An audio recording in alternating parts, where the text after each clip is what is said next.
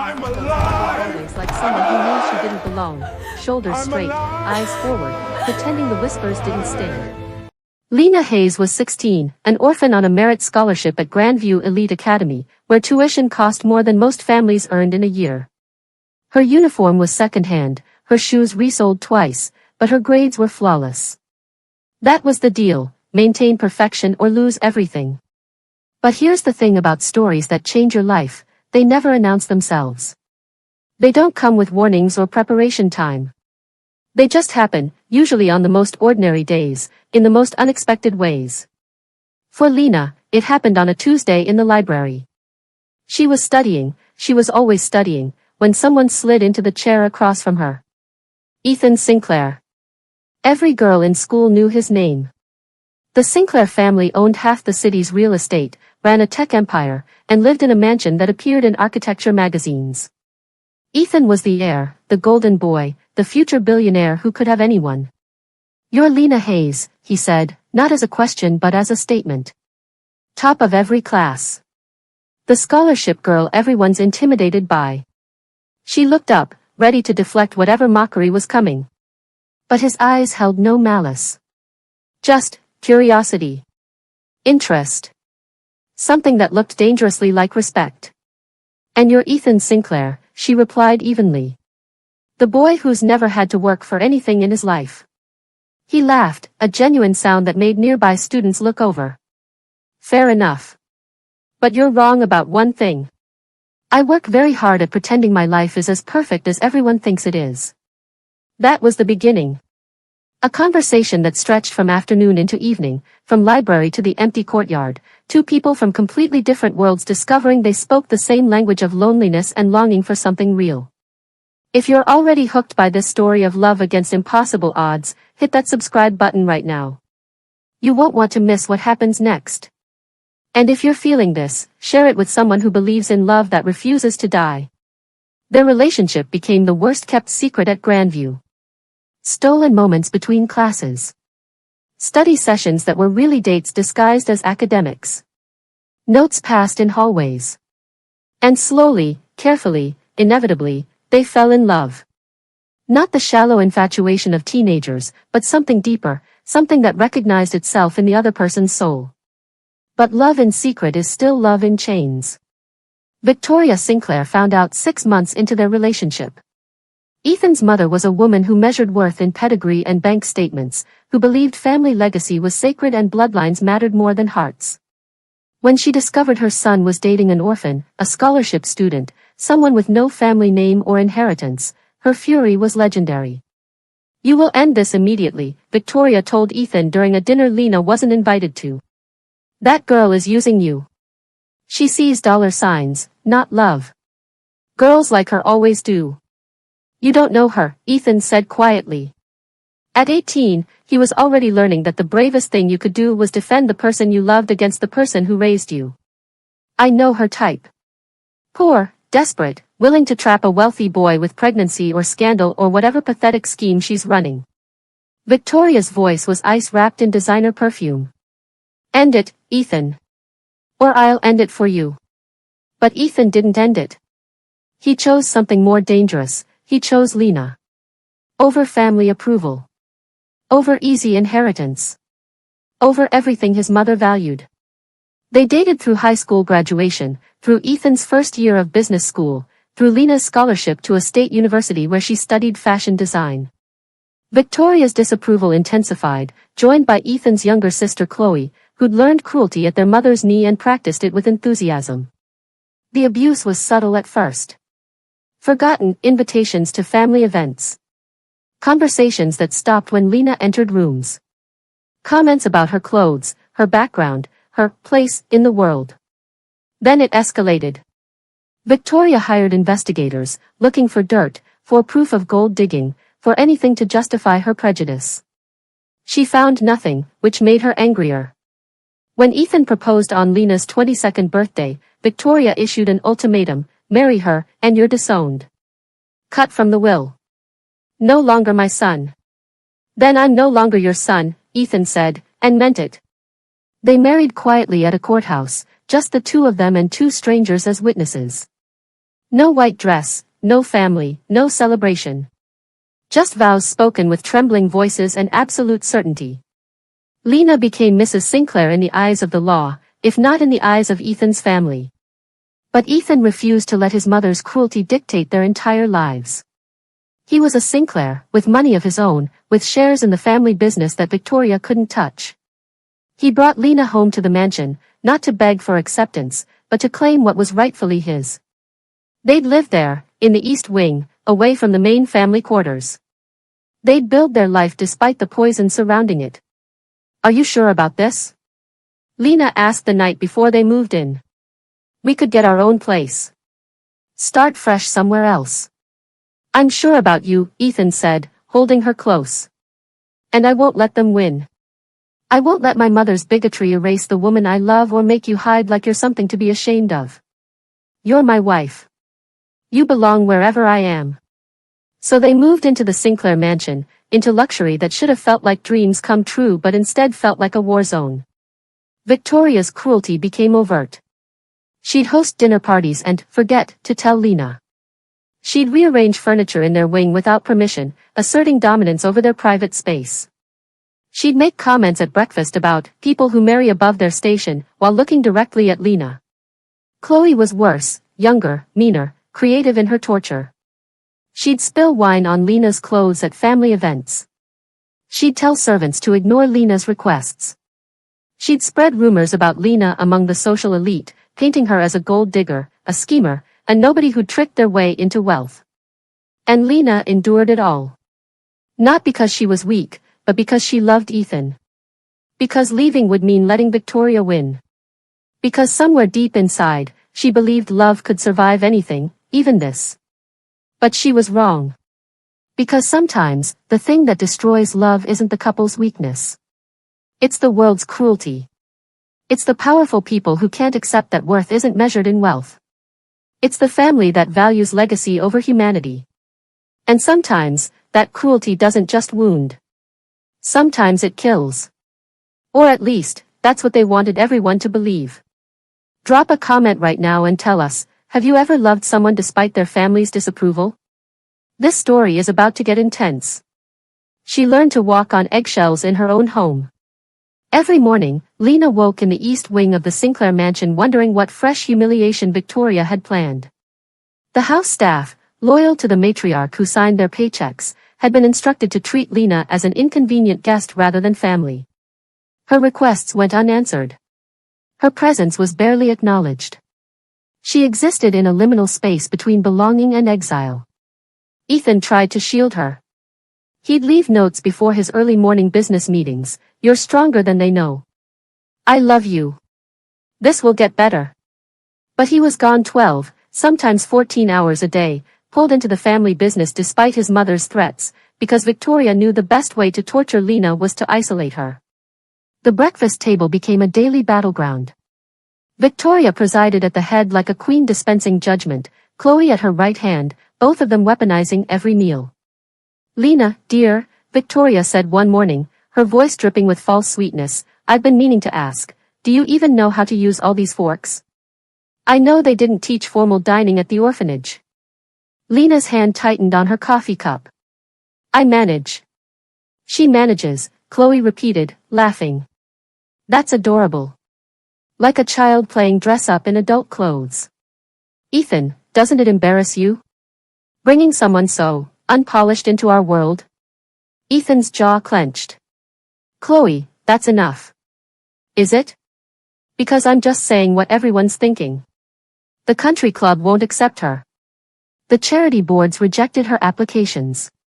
Even the servants talk about how she doesn't fit. Chloe took a delicate bite of croissant. Maybe it would be kinder to let her go back to wherever she came from. She came from my heart, Ethan said quietly.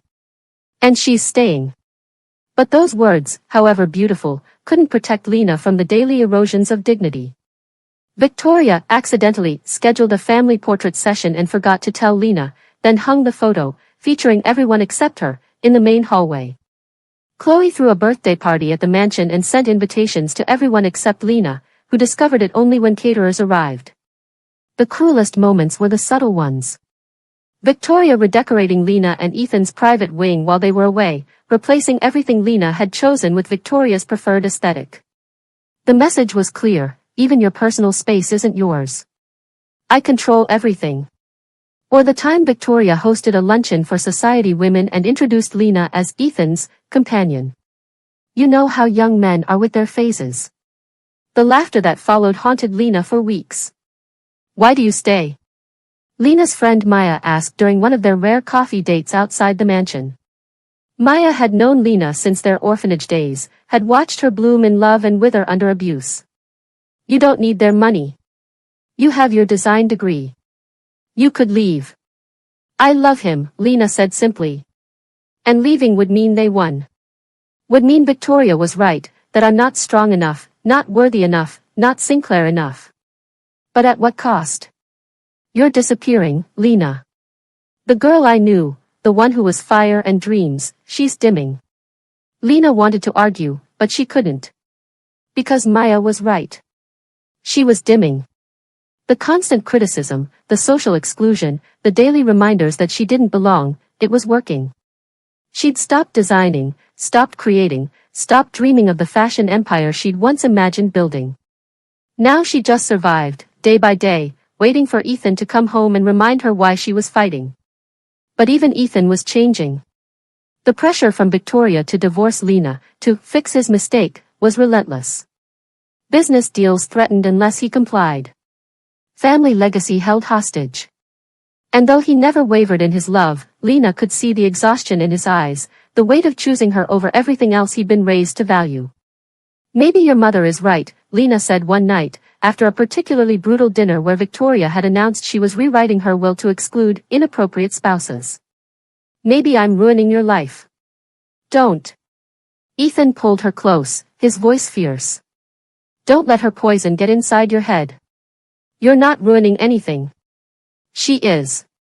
And I need you to be strong a little longer. I'm working on something, a way to secure our future independent of her control. Just hold on. So Lena held on. Through the day Victoria accidentally donated all of Lena's clothes to charity, claiming she thought they were items for disposal. Through the afternoon Chloe told the gardener to remove all the flowers Lena had planted, saying they clashed with the estate's aesthetic. Through the evening Victoria hosted a dinner party and seated Lena at a separate table, away from the main guests, like help that had been allowed to eat with the family. The servants witnessed it all with carefully neutral faces. Some felt sympathy but couldn't risk their jobs. Others, loyal to Victoria's generosity and long employment, believed Lena deserved the treatment, an outsider who'd seduced their way into wealth. But there was one person who saw everything and remembered. Mrs. Chen, the longtime housekeeper who'd raised Ethan after his father died, watched Victoria's cruelty with growing unease. She'd known the family for 30 years, had seen Victoria's ruthlessness in business and marriage, but this systematic destruction of a young woman's spirit, crossed lines even she found disturbing. Miss Lena, Mrs. Chen said quietly one afternoon, finding her crying in the library after Victoria had mistakenly shredded Lena's design portfolio, claiming she thought it was recycling. You should know something. Mrs. Victoria, she's planning something. I heard her on the phone yesterday with lawyers, with Mr. Chloe. They're not just trying to break you. They're trying to erase you. What do you mean? I mean be careful. Watch your back. And maybe keep evidence. Photos, recordings, anything that proves you exist in this family. Because I think they're planning to make it like you were never here at all. The warning chilled Lena, but she didn't fully understand it. Not yet. Not until the night everything changed. It was their second wedding anniversary, a date Victoria had pointedly ignored, scheduling a mandatory family business dinner the same evening. Ethan had apologized profusely but promised they'd celebrate afterward, just the two of them, away from the poison of the mansion. I have something to tell you, Lena said as they prepared for the dinner. Something important. Something that changes everything. Ethan turned from adjusting his tie. What is it? She was glowing despite the stress, her hand unconsciously moving to her stomach. I'm pregnant. 8 weeks. I found out this morning. The joy that lit his face was incandescent. He swept her into his arms, laughing and crying simultaneously. We're having a baby. Lena, this is everything. This changes everything. Are you happy? Happy? I'm beyond happy.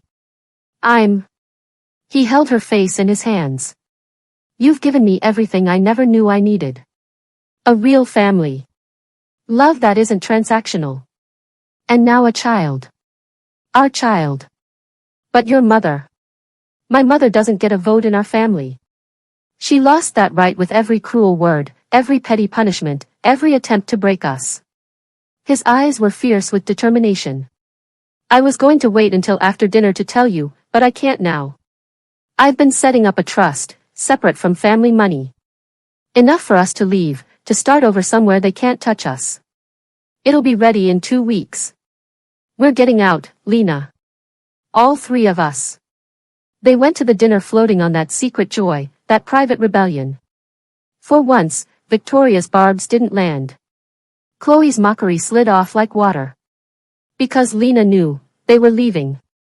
They were free. They were building something Victoria's cruelty couldn't destroy. After dinner, Ethan had to make a quick trip to the office, some contract that needed signing before morning. I'll be back in an hour, he promised, kissing her goodbye. Then we'll celebrate properly. Start planning our escape. Drive safely, she said, those mundane words that would haunt her forever. Always, he replied, and left. Lena never saw him alive again. Or at least, that's what she believed for the next 6 months. She was designing again for the first time in months, sketching baby clothes, letting hope guide her pencil, when the knock came. Not the gentle tap of servants, but the heavy pound of authority. Lena opened the door to find 2 police officers, their faces carrying the particular gravity that precedes life-destroying news. Mrs. Sinclair?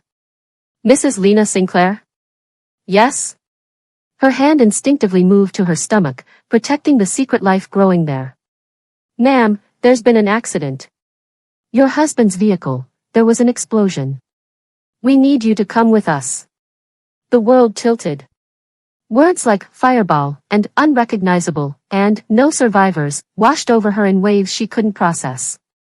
She was moving, being guided to a car, driven to a hospital, walking through corridors that smelled of antiseptic and death, but she wasn't present.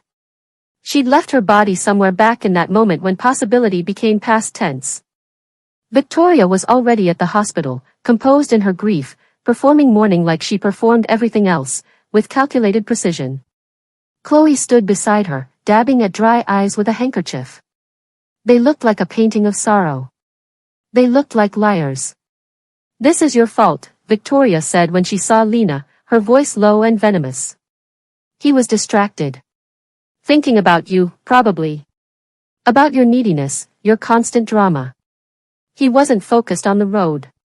The police said it was an explosion, Lena heard herself say. Not an accident. An explosion. Cars explode in accidents. Gas tanks ignite. It happens. Victoria's eyes were cold. The point is, my son is dead. And now we have to deal with the aftermath of his mistake. His mistake? Lena's voice was barely above a whisper. Marrying you. Wasting 2 years of his life on someone who was never worthy of the Sinclair name. Victoria stepped closer, her grief transforming into something sharper. But don't worry. That mistake dies with him. You're no longer welcome in this family. I'm his wife. I'm pregnant with his child. The words escaped before Lena could stop them. She hadn't meant to tell them, not like this, not now. But grief and shock had stripped away her filters. Victoria's expression didn't change, but something flickered in her eyes. Calculation. And then, surprisingly, a small smile. Are you? How convenient. Pregnant right before he dies. How very, very convenient. It's not, I wouldn't. Of course you would. Girls like you always do. Trap a man with pregnancy, secure your financial future. Except my son is dead, so your little plan failed. Victoria turned to the police officer hovering nearby. Officer, I want a paternity test. Immediately. I have reason to believe this woman is lying about carrying my son's child to gain access to his estate. Mrs. Sinclair, that's not, the officer began, clearly uncomfortable. I have the best lawyers in the state. Make it happen. The funeral was a performance. Hundreds of people who'd barely known Ethan came to be seen, to network, to pay respects to the Sinclair fortune rather than the Sinclair son. Lena sat in the back row, she wasn't allowed in the family section, and watched Victoria and Chloe accept condolences like queens receiving tribute. No one acknowledged her. Not the business associates. Not the society friends. Not even the distant relatives who'd heard of Ethan's unfortunate marriage, but had never met his wife. She was a ghost at her own husband's funeral, invisible in her grief while Victoria controlled the narrative. Such a tragedy, Lena heard someone whisper. At least he didn't have children. Victoria won't have to deal with custody battles with that gold digger he married. I heard she's claiming to be pregnant, another voice responded. Probably lying. Or if she is, who knows if it's even his. Lena fled before the service ended, unable to bear another moment of her love being reduced to gossip and suspicion. The lawyer's office, 3 days later, was where the real funeral took place, the death of any illusion that Victoria had humanity left in her. Mrs. Sinclair, the elder Mrs. Sinclair, has filed a motion to invalidate your marriage to Ethan, the estate attorney explained, his discomfort evident. He'd been Ethan's personal lawyer, had witnessed the marriage certificate himself. But Victoria's money spoke louder than his conscience. She's claiming fraud, that you misrepresented yourself, that Ethan was not of sound mind when he married you. That's insane. We were married for 2 years. How can she invalidate? She's also filed for immediate possession of all assets currently in your name, including your residence in the East Wing, your vehicle, and any bank accounts Ethan may have given you access to. He slid papers across the desk. You have 72 hours to vacate the premises. You're allowed 1 suitcase of personal belongings. Everything else remains Sinclair property. I'm pregnant with his child. Doesn't that matter? Not until paternity is established. And even then. He paused, clearly struggling with what he had to say next. Mrs. Sinclair Sr. has already filed preemptive custody claims. If the child is proven to be Ethan's, she's arguing that as the family matriarch, she's better positioned to raise a Sinclair heir than a woman of limited means and questionable character. The room spun. She's trying to take my baby. She's trying to take everything. And Mrs. Sinclair Jr., Chloe, is supporting these claims. They've submitted statements about your instability, your gold-digging behavior, your unsuitability as a mother. He looked away. I'm sorry. I tried to fight this, but their legal team is unstoppable when they smell blood, Lena finished. I know. She left the office in a daze. 72 hours. 3 days to grieve her husband, process the destruction of her life, and figure out how to survive with nothing. Because Victoria had been thorough, she'd frozen the bank accounts, reported Lena's credit cards as stolen, even called Lena's university claiming Ethan had been fraudulently paying her tuition so they revoked her degree pending investigation. It was systematic destruction. Erasure. Exactly what Mrs. Chen had warned about. Maya found Lena in a coffee shop 2 days later, staring at nothing, her single suitcase beside her chair. Oh God, Lena. Maya slid into the seat across from her. I saw the news. The lawsuit, the eviction. What are you going to do? I don't know. I have nowhere to go. No money. No job. And I'm pregnant with a dead man's baby that his family wants to steal from me. Lena laughed, a broken sound. Maybe they're right. Maybe I should just give up. Let them win. Don't say that. Maya grabbed her hands. You're a fighter. You survived the orphanage, survived Victoria's torture, survived 2 years of that mansion hell. You'll survive this too. How? They've taken everything. My home, my money, my identity. The only thing I have left is this baby, and they're coming for that too. Maya was quiet for a long moment. Then, gently, you could end the pregnancy. Start fresh. No ties to the Sinclairs, no custody battle, no. No. The word was absolute. This baby is all I have left of Ethan. The only proof that what we had was real, was worth something. I won't let them erase that too. Then you fight. But Lena, you have to be smart about this. You can't fight them directly, they'll crush you. You have to disappear for a while. Rebuild. Get strong. And then, when you're ready, you come back and show them exactly who they underestimated. It made a terrible kind of sense. Lena couldn't fight from weakness. Victoria's lawyers would destroy her in court, take her baby, and make sure she ended up with nothing. But if she disappeared, if she rebuilt her life away from their influence, if she became someone who couldn't be crushed. I don't know how, Lena whispered. Then it's a good thing I do.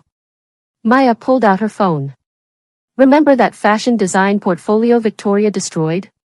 I've been stealing from that mansion for months, took photos of all your designs before she could shred them. And I know someone who runs an online boutique, looking for designers. You're talented, Lena. You always have been. Use that. Build something they can't touch. It was barely a plan. More like a desperate grasp at survival. But it was something. That night, Lena Hayes Sinclair, the orphan girl who'd loved a billionaire, the widow who'd lost everything, made a choice. She would disappear into the shadows. She would build an empire from grief and determination. She would raise her child away from the poison of the Sinclair name. And someday, somehow, she would make them all see what they'd tried to destroy. But what she didn't know, what no one knew, was that Ethan wasn't dead. He was watching. Waiting. Planning. And the explosion that destroyed his car was just the beginning of a much larger plan, one that would bring justice to the family that valued money more than love, power more than humanity. The truth was coming. It was just 6 months away. She lived in Maya's studio apartment for the first 3 months, a cramped space in a neighborhood Victoria Sinclair would never deign to visit. At night, while Maya slept on the pull-out couch, Lena sat at a second-hand desk sketching designs by lamplight, her growing belly pressed against the table edge, tears falling onto fabric swatches that would become her salvation. The online boutique owner Maya connected her with was named Jean Park, a Korean immigrant who'd built a modest e-commerce business selling independent designers' work. She met Lena in a small cafe, studied her portfolio with sharp, assessing eyes, and made an offer that sounded impossible. Your designs are good. Better than good, they're emotionally intelligent. Each piece tells a story. Jean tapped a sketch of a wrap dress that could transition from office to evening. But the online market is saturated. You need a brand identity. Something that makes people feel, not just buy. I don't have money for branding. I barely have money for fabric. Then we build it on story. On authenticity. Jean leaned forward. You're a pregnant widow. Young, talented, rebuilding your life from nothing. That's not a liability, it's your brand. Phoenix Designs, fashion born from ashes. We position you as the designer who creates for women who refuse to stay broken. It felt exploitative, using her tragedy as marketing. But Lena was desperate, and Jean was offering something no one else had, belief in her talent. They started small. Lena designed, Jean manufactured through her existing factory connections. They launched with 15 pieces, dresses, blouses, and a signature jumpsuit that somehow captured both elegance and resilience. Jean photographed them on real women with real bodies, not models. The product descriptions told fragments of Lena's story without revealing her identity, designed by a woman who knows what it means to rebuild. The first month, they sold 37 items. Enough to cover production costs and give Lena a small stipend. The second month, a fashion blogger discovered them and wrote a viral post about the mysterious designer creating clothes that understand trauma and triumph. Sales tripled. By the third month, Lena had moved into her own tiny apartment, one room with a kitchenette, but it was hers. Her belly was growing, her baby moving, and every kick felt like encouragement. Keep going. Keep fighting. We're in this together. But the Sinclairs weren't done with her. The lawsuit proceeded even in her absence. Victoria's lawyers argued that Lena's disappearance proved her instability, her unsuitability as a mother. They filed motions demanding her location, claiming she was hiding to avoid paternity testing. Let them think that, Jean advised when Lena panicked. Let them waste money on lawyers while you build something they can't take. When you resurface, you won't be the helpless widow they remember. You'll be someone who doesn't need their validation. So Lena kept her head down and her hands busy. She designed through mourning sickness and grief. She created through exhaustion and heartbreak. Each piece was an act of defiance, proof that Victoria hadn't destroyed her, just revealed her strength. The breakthrough came in month 4. A celebrity stylist, searching for unique pieces for a client's appearance on a talk show, discovered Phoenix designs. She ordered 5 dresses, and when her A-list client wore one on national television, everything changed. Orders flooded in. The website crashed from traffic. Fashion magazines requested interviews with the mysterious designer. Jean had to hire additional seamstresses and rent warehouse space. Overnight, Phoenix Designs went from scrappy startup to genuine business. "We need to expand," Jean said during an emergency meeting. "This is our moment. But it requires capital, infrastructure, a real business plan. I don't have capital. Everything I make goes to living expenses and preparing for the baby. Then we find investors. I'll put in what I can, but for real growth, we need serious money." Jean studied Lena's face. "Are you ready for that? Ready to be visible again?" Visibility meant risk. Meant Victoria might find her. Meant the Sinclairs could interfere, could try to claim her business was built with Ethan's money, could destroy this fragile thing she'd created. But hiding forever wasn't living. And Lena was tired of letting Victoria's shadow dictate her choices. "Let's do it," she said. "But I stay anonymous. The designer's identity remains private. Investors can see financials, business plans, everything except my name." They found 3 investors, a venture capital firm specializing in women-owned businesses. The terms were generous, the belief genuine. Within weeks, Phoenix Designs had the resources to scale, a dedicated production facility, a professional website, a marketing team. By month 5, Lena's pregnancy was obvious, her apartment overflowing with fabric samples and business documents. She was exhausted, overwhelmed, and more alive than she'd felt since Ethan died. The baby, a boy, the ultrasound had revealed, kicked constantly, as if celebrating their victories. "What will you name him?" Maya asked one evening, helping Lena organize inventory. "Ethan. After his father. So he knows where he comes from, even if we can never go back." "Never is a long time. Maybe someday." "No." Lena's voice was firm. "The Sinclairs made their choice. They threw me away like garbage. I won't subject my son to that poison, that conditional love. We're building something better. Something real. But reality has a way of finding you, no matter how well you hide." The subpoena arrived in month 6, delivered to Maya's address, apparently the only address the Sinclairs' investigators could find.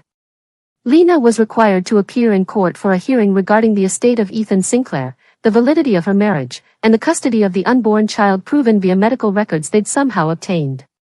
"They found me," Lena said, staring at the legal document with shaking hands. "Let them find you," Jean said. She'd become more than a business partner, she'd become the fierce older sister Lena never had. "You're not the same woman who ran 6 months ago. You're a successful business owner. A self-made entrepreneur. Walk into that courtroom with your head up and show them exactly what they lost." The night before the hearing, Lena stood in her small apartment, looking at everything she'd built. Racks of beautiful clothes bearing her designs. Financial statements showing 6 figures in revenue. Contracts with major retailers interested in carrying her line. She'd done this. Without the Sinclair name, without their money, without anything except her talent and determination. But the fear remained. Because Victoria Sinclair didn't fight fair. And tomorrow, Lena would face her again, this time in a courtroom where the stakes were her son's future. She placed her hand on her belly, feeling the baby move. "It's okay," she whispered, using those words of reassurance she'd learned mattered. "You've got this." We've got this. And whatever happens tomorrow, they can't take away who we've become. She just wished she believed it. What Lena didn't know, what no one except a handful of state police investigators and one supposedly dead billionaire knew, was that tomorrow's hearing wouldn't go the way anyone expected. Because 6 months was long enough. Long enough to gather evidence. Long enough to build an airtight case. Long enough for the dead to rise and bring justice for the living. Tomorrow, the truth would explode through that courtroom like Ethan's car had exploded 6 months ago, destroying lies, exposing corruption, and proving that some love stories don't end with death. They just pause. Waiting for the perfect moment to resurrect. She wore one of her own designs to the hearing, a navy maternity dress that managed to look both professional and defiant, with clean lines that announced she wasn't the broken girl they'd discarded. Her belly was prominent now at 7 months, her son making his presence known with periodic kicks that felt like encouragement. Maya sat beside her on the courthouse bench, and Jean had flown in that morning, refusing to let Lena face this alone. Victoria and Chloe arrived like they were attending a society luncheon, not a legal proceeding to steal a woman's child. Victoria wore Chanel, Chloe wore Dior, and both wore expressions of practiced sympathy that made Lena's skin crawl. Their legal team was 6 people deep, senior partners from the most expensive firm in the state. Lena had one lawyer, a recent graduate named Marcus Webb who specialized in family law and worked mostly pro bono. He was good, passionate even, but he was one man against an army. All rise for the Honorable Judge Cristina Ramirez. The judge was a woman in her 50s with sharp eyes that suggested she didn't tolerate nonsense. She reviewed the case file with methodical precision before looking up. This is a hearing regarding the estate of Ethan James Sinclair, deceased, and custody claims for the unborn child of Lena Hayes Sinclair. Mrs. Victoria Sinclair, as family matriarch and executor of the estate, has filed motions to invalidate the marriage and secure primary custody of the child upon birth. Mrs. Lena Sinclair contests these motions. Counselors, proceed. Victoria's lead attorney stood, a silver-haired man named Whitmore whose reputation for ruthlessness was legendary. Your Honor, this is a straightforward case of fraud. Miss Hayes, and I use Miss deliberately, as we contest the validity of the marriage, manipulated a vulnerable young man, isolated him from his family, and now claims pregnancy to secure access to the Sinclair fortune.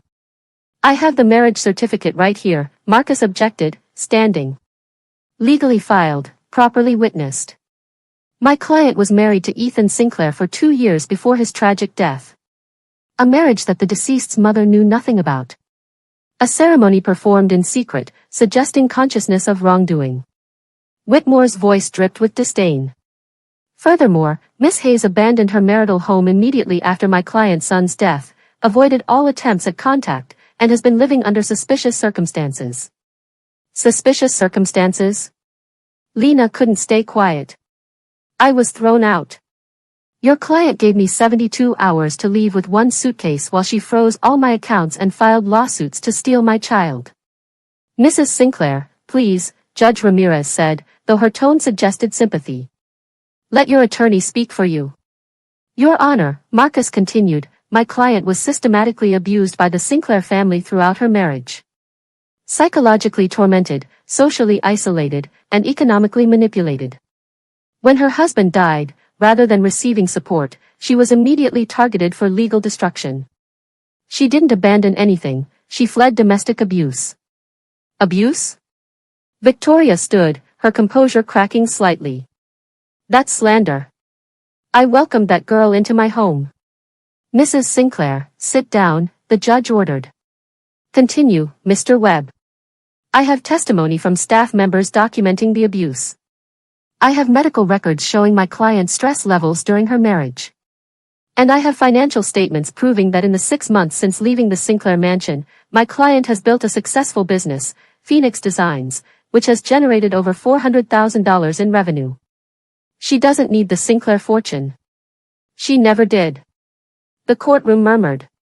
Victoria's mask slipped further, her eyes narrowing dangerously. $400,000? Whitmore scoffed. Likely generated with seed money stolen from my client's son.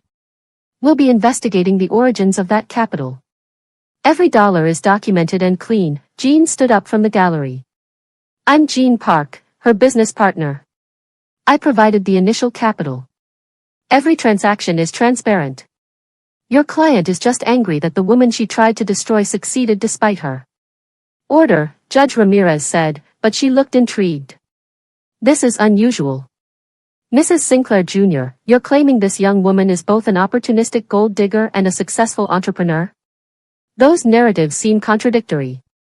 She's clearly lying about something, Chloe interjected. Probably about the baby. How do we even know it's Ethan's? She could have been cheating. The courtroom doors burst open. Everyone turned. And the world stopped. Because walking through those doors, flanked by 2 state police detectives and a federal prosecutor, was Ethan Sinclair. Alive. The courtroom exploded. Victoria went white, her hand clutching her chest. Chloe screamed, an actual scream that echoed off the marble walls. Lena stood so fast her chair fell backward, her hand flying to her mouth, tears instantly streaming. Ethan, she whispered, but her voice was lost in chaos. Order. Order. Judge Ramirez was banging her gavel, but even she looked shaken. What is the meaning of this? Who are you? Ethan James Sinclair, Your Honor. His voice was exactly as Lena remembered, strong, sure, beloved. He looked thinner, harder, but unmistakably alive. His eyes found Lena's across the courtroom, and the emotion there nearly brought her to her knees. And I'm here to testify that my mother and sister tried to murder me. The silence that followed was absolute. This is insane, Victoria said, but her voice shook. This is some kind of trick. No trick, Mother. Ethan's voice was ice. 6 months ago, you and Chloe arranged to have my car rigged with explosives. You hired someone to make it look like an accident, planned for it to happen when I was alone. You wanted me dead so you could control the family fortune without my interference. What you didn't know was that I'd suspected your plotting for months. I'd been working with state police, gathering evidence of your financial crimes, the embezzlement, the tax fraud, the bribes. You're lying. Chloe shrieked. You're dead. We saw the body. You saw a body that DNA analysis confirmed was a John Doe we'd arranged through the morgue and police cooperation. The explosion was real, we had to make it convincing. But I wasn't in the car. He stepped further into the courtroom, and now Lena could see the state police detective beside him holding a thick folder of documents. I've spent the last 6 months building a case against you both. And now, in front of a judge, with testimony on record, I'm here to ensure you face justice. The federal prosecutor stepped forward. Your Honor, we have warrants for the arrest of Victoria Sinclair and Chloe Sinclair on charges of attempted murder, conspiracy to commit murder, wire fraud, embezzlement, and obstruction of justice. We'd like to take them into custody immediately. Victoria's lawyer was stammering objections, but Judge Ramirez held up her hand. This hearing is suspended. Deputies, please secure the defendants. Mr. Sinclair, I'll need to verify your identity, but if what you're saying is true. She looked at Victoria with open disgust. Then this family's cruelty has finally caught up with them. As police moved to handcuff Victoria and Chloe, both of whom were still in shock, Chloe sobbing, Victoria rigidly silent, Ethan crossed the courtroom to Lena. Lena, he breathed, and his hands found her face like coming home. God, Lena, I'm so sorry. For everything. For putting you through this, for making you think I was dead, for... She kissed him. Desperately, completely, 6 months of grief and rage and love pouring into that connection. When they broke apart, both crying, his hand moved to her belly. Is this your son? She whispered. We're having a son. I was going to tell you that night. The night you supposedly died. Our son. His voice broke completely. Lena, I wanted to tell you. Wanted to bring you in on the plan.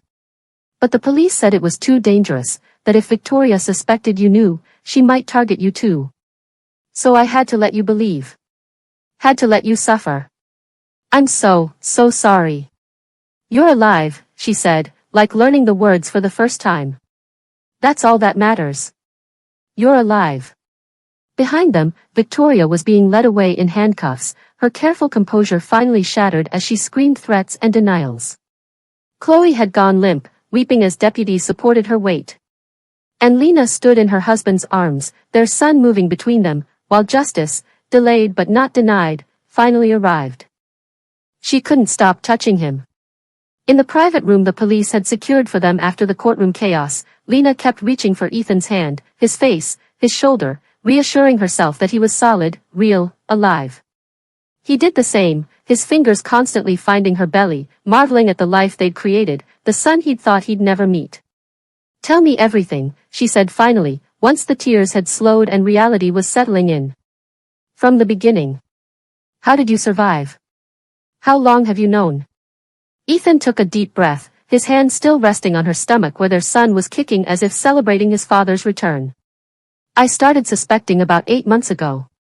Small things at first, mother having private meetings with Chloe that stopped whenever I entered. Documents disappearing from my office. Conversations that ended too quickly when I approached. Then I found the first evidence of embezzlement. Mother had been siphoning money from the family trust for years, using shell companies to hide it. Why didn't you tell me? I was going to. That night, the night I supposedly died, I was planning to tell you everything. The pregnancy news made it urgent. I wanted us out before they could hurt you, hurt our baby." His voice cracked. "But when I confronted Mother 2 weeks before, threatening to report her to the authorities, I saw something in her eyes. Pure calculation.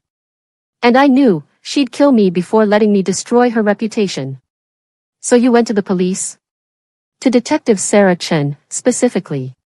Her brother had been one of my professors at business school, and she had a reputation for taking down white-collar criminals." He smiled sadly. "She believed me, but said we needed proof.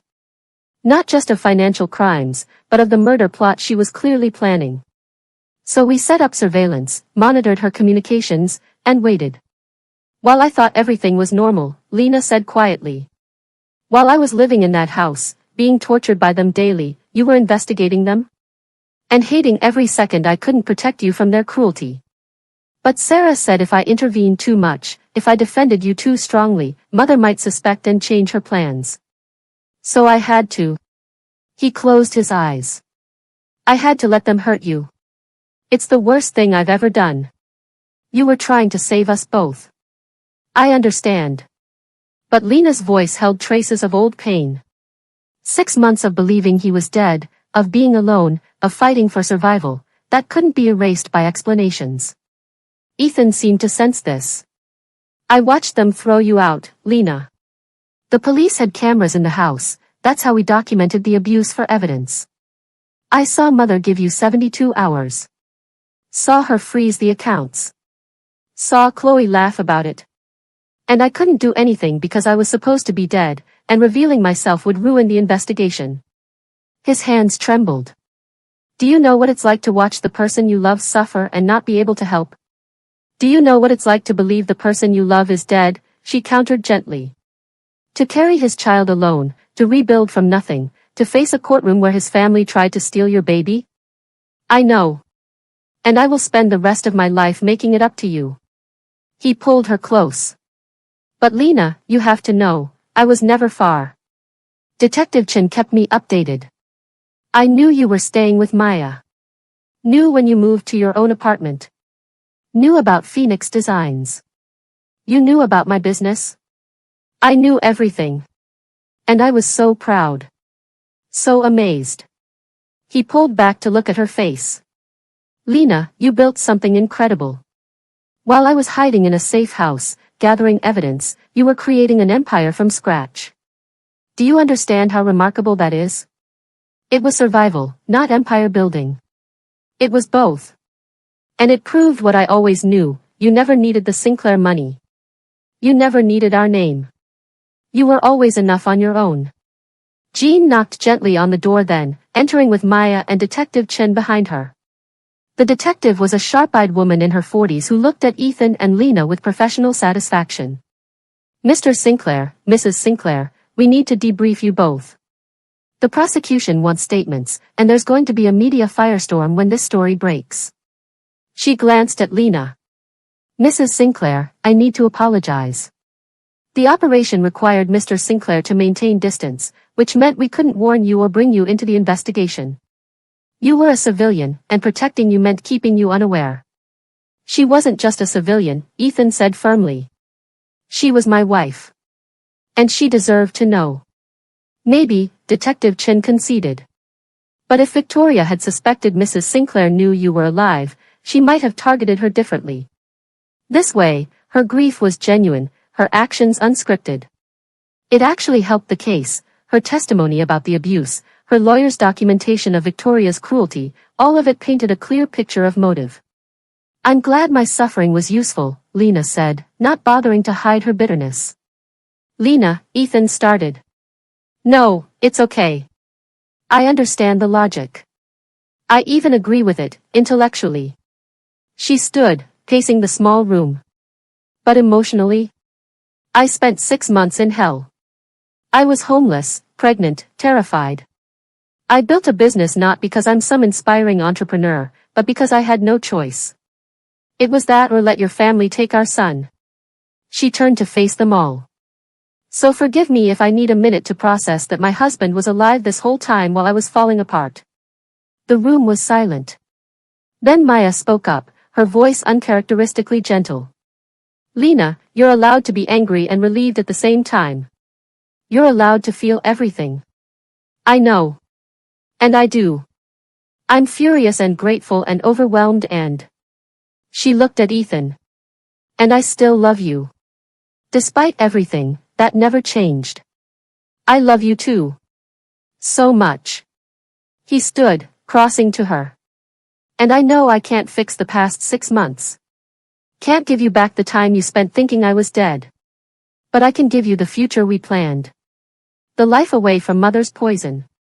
The family we're building. His hand returned to her belly. Starting with this little guy. Their son kicked against his palm, as if in agreement. The next few hours were a blur of statements and lawyers and media management. The story exploded across every news outlet. Billionaire fakes death to expose mother's murder plot. Victoria and Chloe's arrests made international headlines. The evidence Detective Chen had gathered was overwhelming, recorded conversations about the murder plot, financial records documenting years of embezzlement, testimony from the man Victoria had hired to rig the car bomb. The trial, when it came 3 months later, was swift. Victoria Sinclair was sentenced to 25 years for attempted murder and financial crimes. Chloe received 15 years as an accomplice. Their lawyers filed appeals, but the evidence was irrefutable. By then, Lena and Ethan had moved to a new home, not a mansion, but a comfortable house in a quiet neighborhood where their son, Ethan James Sinclair Jr., could grow up without the shadow of his grandmother's corruption. Phoenix Designs continued to thrive. Lena had been hesitant to continue after Ethan's return, worried people would say she only succeeded because of Sinclair money. But Ethan had shown her the timeline, every order, every review, every piece of press had come before anyone knew he was alive. You built this yourself, he insisted. On your talent and determination. Don't let anyone take that from you. So she kept designing, kept building. Within a year, Phoenix Designs was generating over $2 million in revenue. Lena was no longer a grieving widow building from necessity, she was a recognized fashion designer building from passion. And together, she and Ethan created something even more meaningful. The Sinclair Hayes Foundation, dedicated to helping orphans and single mothers, the populations Lena knew intimately, having been both. They funded housing, education, job training, and childcare. They created opportunities for women who'd been told they were worthless, children who'd been forgotten by the system. This is what wealth should do, Ethan said at the foundation's launch event. Not build monuments to ego, but create pathways for others.